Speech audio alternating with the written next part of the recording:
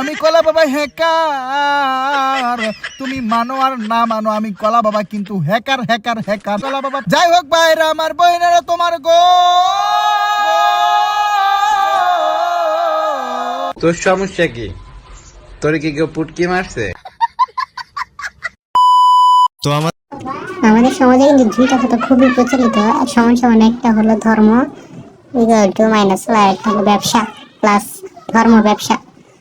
মাথার চলছে যে ধর্ম ব্যবসা করে ওদেরকে ধৈরা ছেলেগুলো পুটকি মারা উচিত, কারণ ওরা কিন্তু ধর্ম ব্যবসা করে।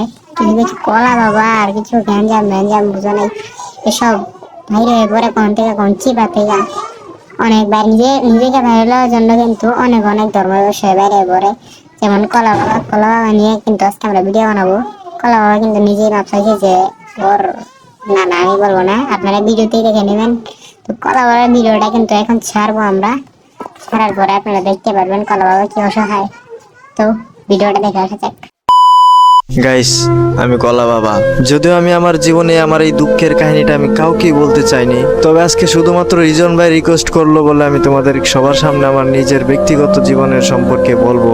কিভাবে আমি আজকে এই কলা বাবা হলাম, কেন আমি দুনিয়াতে এত ভালো ভালো নাম রেখেও নিজের নাম কলা বাবা দিলাম, আর কিভাবে আমি আজকে এই পর্যায়ে আসলাম সবকিছু বলবো তোমাদের। তোমরা কেউ দুঃখ পেও না, ঠিক আছে? যা দুঃখ পাওয়ার আমি পাইছি, তোমরা আর কেউ দুঃখ পেও না। আসলে সত্যি বলতে কি, সবার জীবনে একটা গোপন সমস্যা থাকে, বুঝছো? তো আমার ছোটবেলা থেকে একটা গোপন সমস্যা ছিল, যে কারণে আমি মনে করি যে কোনো জায়গায় পাত্তা পেতাম না। আমার যেগুলো পাওয়া উচিত ছিল সেগুলো আমি পেতাম না, আমার যেগুলো করা উচিত ছিল সেগুলো আমি করতে পারতাম না, শুধুমাত্র আমার এই ব্যক্তিগত কারণের জন্য। আর তোমরা কি জানো আমার সেই ব্যক্তিগত কারণটা কি? জানো কেন আমি আজকে এই কলা বাবা নামটা রাখছি? জানো না কেউ? কারণ আমি কোনোদিন কাউকে বলিনি, আজকে বলবো। আজকে রিজন ভাই আছে সাথে, আজকে আমি সব বলবো। তো যখন আমি ছোট ছিলাম, খুব ছোট ছিলাম, তখন আমার একটা জিনিস কেন জানি কেমন কেমন লাগতো। মানে আমি সবার কাছে দেখতাম কিন্তু আমার কাছে পাইতাম না। আমি অনেকটা লজ্জায় পড়ে গেছি, তবু বলতে হচ্ছে আজকে। আমি সব বলবো যেহেতু আমি বলতেছি। তো আমি যখন 5 বছর বয়সে যখন স্কুলে যেতাম, তখন স্কুলের ফাঁকে ফাঁকে মাঝে মধ্যে প্রস্রাব করতে আমার বন্ধু বান্ধব আমাকে বাইরে নিয়ে যেত। তখন আমি দেখতাম আমার বন্ধুদের সবার 2টা করে বিচি আছে, কিন্তু আমার একটাও নাই। আমি কতটা দুঃখে থাকতাম তোমরা জানো না কেউ। আমি কতটা দুঃখের সঙ্গে যে এই পর্যন্ত আসছে আজকে, তোমরা কেউ জানো না। এইভাবে ধীরে ধীরে কাটতে কাটতে কেটে গেল প্রায় 15টা বছর। এখন আমি অনেকটা বড় হয়েছি, এখনো আমার বন্ধু বান্ধব আমাকে ওইভাবে বিচিলেস বলে গালাগালি করে। ধীরে ধীরে আমার মাথায় কেমন জানি একটা বুদ্ধি আসতে শুরু করলো।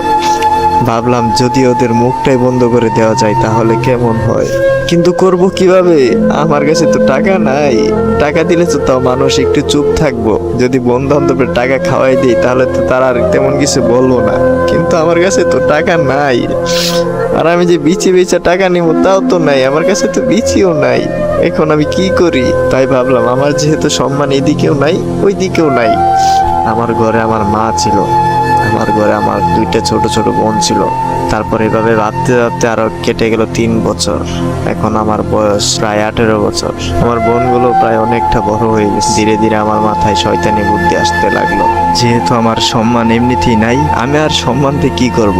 আমি বরং ব্যবসা শুরু করি। তারপরে ভাবতে শুরু করলাম কি ব্যবসা করা যায়। আমার তো তেমন কিছু নাই, পুঁজিও নাই, আমি পুঁজি কোথা থেকে আনবো? তারপর হঠাৎ একদিন মনে হলো আমার ঘরে তো আমার মা বোন আছে, আমি বরং আমার মা বোনরে দিয়ে দেহ ব্যবসা করি, তাহলে অনেক লাভ হবে। তো আমি এভাবেই শুরু করলাম আমার প্রথম ব্যবসা। আমি অনেক লাভ করি, আমার জীবনটা খুব শান্তিতেই কাটলো 2 বছর। কিন্তু তারপর আবার বিপদে পড়ে গেলাম আমি। একদিন কোথা থেকে হঠাৎ করে পুলিশ এসে আমার মা বোনকে উঠিয়ে নিয়ে গেল। বন্ধ হয়ে গেল আমার সেই ব্যবসা। বেঁচে থাকার একমাত্র উপায় শেষ। আমার তো বিচিও নাই, আমি কেমনে কি করবো? আমি ভাবতে ভাবতে পাগল হয়ে যাইতাম, তোমরা বিশ্বাস করবা না। তারপরে আমি আবার ভাবলাম এবার কি করা যায়। বিশ্বাস করো আমার ভিতরে সম্মান বোধ একদমই ছিল না। আমি যা ইচ্ছা করতে পারতাম। আমাকে যদি কেউ বলতো যে তুই টয়লেট থেকে গু উঠিয়ে মুখের ভিতরে দিবি, বদলে আমি তোকে 10 টাকা দিব, তাহলে আমি তাই করতাম। আমার টাকার খুব দরকার ছিল ভাই। তারপর হঠাৎ করে একদিন আবার আমার মাথায় প্ল্যানিং আসলো। দেখলাম সবাই ফ্রি ফায়ার গেম খেলতেছে। তারপর আমি কিছু না করতে পেরে আমার নিজের পুটকি 3 দিন বিক্রি করছি। 3 দিন বুকি বিক্রি করে আমি একটা ফোন কিনছি। এই ফোন দিয়ে আমি ধীরে ধীরে গেম খেলতে শুরু করি। ফ্রি ফায়ার খেলতে খেলতে খেলতে খেলতে হঠাৎ একদিন আমি দেখলাম ইউটিউবে ঢুকে কে জানি ফ্রি ফায়ারের ভিডিও বানাইতেছে। সেইখান থেকে আমারও মনোভাব হলো আমিও ভিডিও বানাবো, আমিও অনেক অনেক টাকা কাজ করবো, আমার অনেক টাকা দরকার। তারপর আমি ওই টাকা দিয়ে আমার নিজের 2টা বিচি কিনবো। তারপর আমি ভাবলাম কি করলে আমার ভিডিওতে ভিউজ আসবে, চ্যানেলের নাম কি দেওয়া যায়, কোন চ্যানেলের নাম বেশি খাবে। তারপর আমার হঠাৎ করে একটা মাথায় বুদ্ধি আসলো, সেটা হচ্ছে কি জানো, সেটা হচ্ছে আমার যেহেতু বিচি নাই, শুধু আছে একটা কলা, আমি ভাবলাম আমার নাম দিয়ে দিই কলা বাবা, আমার চ্যানেলের নাম দিয়ে দিলাম কলা বাবা। তারপর আমার ভিডিও ছাড়া শুরু হলো, কিন্তু তখন আমার ভিডিওতে তেমন কোনো ভিউজই আসতো না, 3-4 জন দেখতো মাত্র। কি বলবো, দুঃখের কথা, আমার বিচির খুব দরকার ছিল। তারপর আমি আবার পদক্ষেপ নেই, আমি এবার আবার গবেষণা শুরু করলাম কি নিয়ে ভিডিও করলে সবচেয়ে বেশি ভাইরাল হতে পারবো তাড়াতাড়ি। তখন আমার মাথায় আর একটা বুদ্ধি আসছে, তখন আমি দেখলাম ওয়াজ মাহফিল নিয়ে অনেক কথাবার্তা, ওয়াজ মাহফিল। তখন আমি ধীরে ধীরে ওয়াজ মাহফিলের মতো কণ্ঠ করতে শুরু করলাম। এভাবে প্রায় কেটে গেল 3 মাস। 3 মাসের পর আমি ধীরে ধীরে ভিডিও আপলোড করতে শুরু করলাম। ধীরে ধীরে ভিডিও আপলোড করতে করতে কতগুলো বোকাচোদা অডিয়েন্স কামিয়ে ফেলেছি আমি। এখন আমার কাছে মোটামুটি সব ঠিকঠাক। আমার অডিয়েন্স এত বোকাচোদা যে আমি তাদের সামনে তাদের ইসলাম ধর্মকে ছোট করতেছি, তারা সেটাও বুঝতে পারে না। ইসলাম ধর্মটা যে এত নিচে নেমে যাচ্ছে তাদের সামনে, সেটা ধরতেই পারে না আমার বোকাচোদা অডিয়েন্স।